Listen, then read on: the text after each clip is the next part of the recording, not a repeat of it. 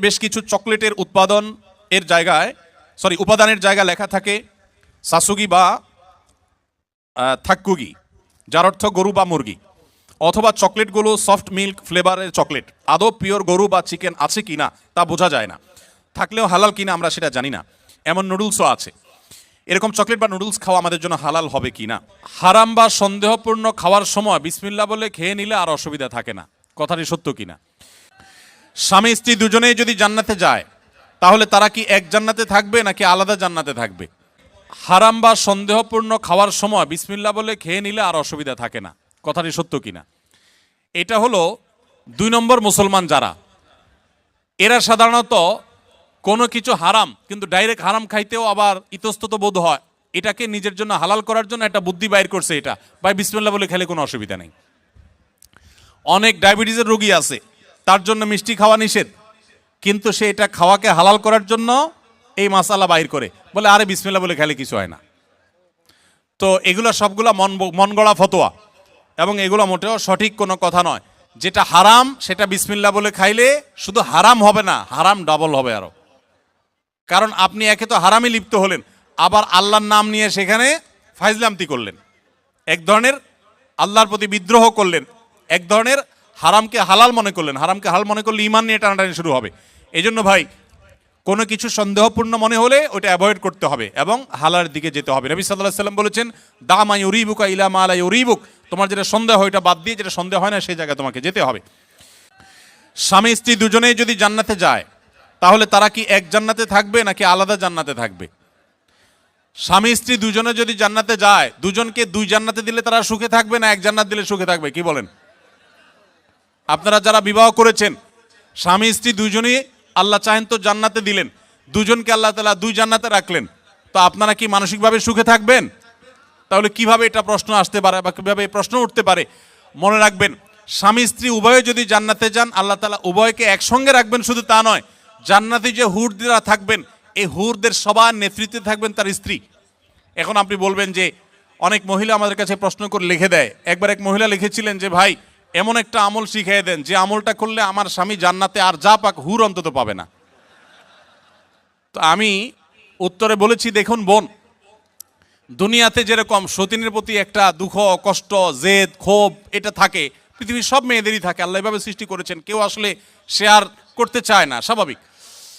তবে জান্নাতে মানসিকতাটা এরকম থাকবে না। আল্লাহ তাআলা বলেছেন, ওয়ানাজা'না মা ফি সুদুরিহিম মিন গিল, জান্নাতে অন্তরের যত হিংসা হাসাদ এগুলো সব আল্লাহ তাআলা বের করে দিবেন, রিফাইন্ড হয়ে যাবে। আপনার এখন মনে হচ্ছে যে আমি কিভাবে এটা সহ্য করব, সেখানে আপনার কাছে এটা কোনো বিষয় মনে হবে না। আর মনে রাখবেন, মূল স্ত্রীর মর্যাদা আপনার থাকবে, তাদের সেই মর্যাদা থাকবে না। যাই হোক, তো জান্নাতের এবং দুনিয়ার বিষয়টা সম্পূর্ণ ভিন্ন ভাই। আমরা অনেকে জান্নাতকে দুনিয়ার সাথে তুলনা করি। এক লোক তিনি ধূমপান করেন, তিনি বলেন যে ভাই জান্নাতে তো যা চাবে আল্লাহ তাই দিবে, তো আমি তো বিড়ি ছাড়া থাকতে পারি না, জান্নাতে কি আল্লাহর কাছে এটা চাইলে আল্লাহ দেবে কিনা? তো আমার উত্তর হলো, আপনার এই যে বিড়ি বা ধূমপান করার যে সিগারেট পান করার যে আপনার বদভ্যাস আছে, এই কুরুচি জান্নাতে থাকবে না ইনশাআল্লাহ। আপনার এই কুরুচিটাই কি হয়ে যাবে? চেঞ্জ হয়ে যাবে ইনশাআল্লাহ। অতএব জান্নাতে স্বামী স্ত্রী উভয় যদি যান, তারা একসঙ্গে শুধু থাকবেন তা নয়, বরং তারা স্বামী স্ত্রী হিসাবেই থাকবেন ইনশাআল্লাহ। আল্লাহ আমাদের সবাইকে জান্নাতে একত্র হওয়ার তৌফিক দান করুন। এখানে কোরিয়াতে বেশ কিছু চকলেটের উপাদানের জায়গা লেখা থাকে সাসুগি বা থাক্কুগি, যার অর্থ গরু বা মুরগি, অথবা চকলেটগুলো সফট মিল্ক ফ্লেভারের চকলেট। আদৌ পিওর গরু বা চিকেন আছে কিনা তা বোঝা যায় না, থাকলেও হালাল কিনা আমরা সেটা জানি না। এমন নুডলসও আছে। এরকম চকলেট বা নুডলস খাওয়া আমাদের জন্য হালাল হবে কিনা, প্রশ্নটি লিখেছেন ভাই আবির। আপনার প্রশ্ন উত্তর হলো যে যত চকলেট আছে ওয়ার্ল্ড ওয়াইড, বেশিরভাগ চকলেটগুলোতেই আসলে হারামের উপস্থিতি বা উপাদান থাকার সম্ভাবনা জোরালো, সবগুলোতে না। অনেক চকলেট আছে এর বিপরীতে আলহামদুলিল্লাহ যেগুলো হালাল, যেগুলোতে হারাম কোনো উপাদান নেই। এই বিষয়টা পৃথিবীর অন্য অনেক দেশে নিরূপণ করা সহজ, আপনাদের কোরিয়াতে একটু কঠিন। আপনি জাপানে গেলেও দেখবেন যে বিভিন্ন বাজারে, বিভিন্ন সুপার মার্কেটে, বিভিন্ন মার্টে, সুপার মলে, সুপার শপিং মলে আপনি দেখবেন যে চকলেট হোক যে কোনো ফুড হোক, সেখানে স্ক্যান করে চেক করা যায় এটা হালাল কি হারাম, এখানকার উপাদান কি, সব ডিটেল জানা যায়। এবং হালাল সার্টিফিকেশন প্রতিষ্ঠানগুলো খুবই স্ট্রং সেসব দেশে, যার কারণে হালাল সার্টিফিকেশনের উপরে নির্ভর করা যায়।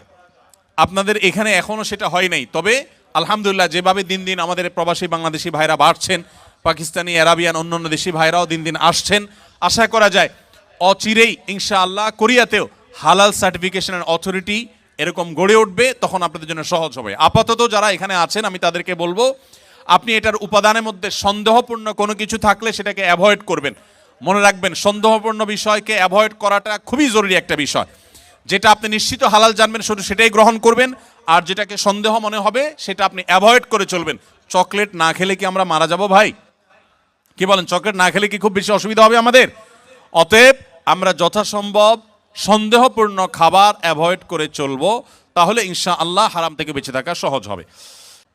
কোরিয়াতে আমাদের অনেক সময় কোরিয়ান খাবার খেতে হয়, তারা একই পাত্রে শূকর রান্না করে খায়। আমার প্রশ্ন হচ্ছে, আমরা কি সেই পাত্রে রান্না করে খাবার খেতে পারবো কিনা? কোনো পাত্রে যদি শূকর রান্না করা হয়, এরপরে সে পাত্রটা ধুয়ে সম্পূর্ণ পরিষ্কার করে, তার কোনো আলামত নাই, নতুন করে সেখানে ধুয়ে পরিচ্ছন্ন করে ভালো তেল দিয়ে যদি হালাল খাবার রান্না করা হয়, সেই খাবার খাওয়া জায়েজ আছে, এটা হারাম না। যদি পাত্র ধুয়ে পরিষ্কার করে রান্না করা, আর যদি না ধোয়া হয় ওই পাত্রে আবার রান্না করা হয়, তাহলে আবার কি হবে না, খাওয়া জায়েজ হবে না।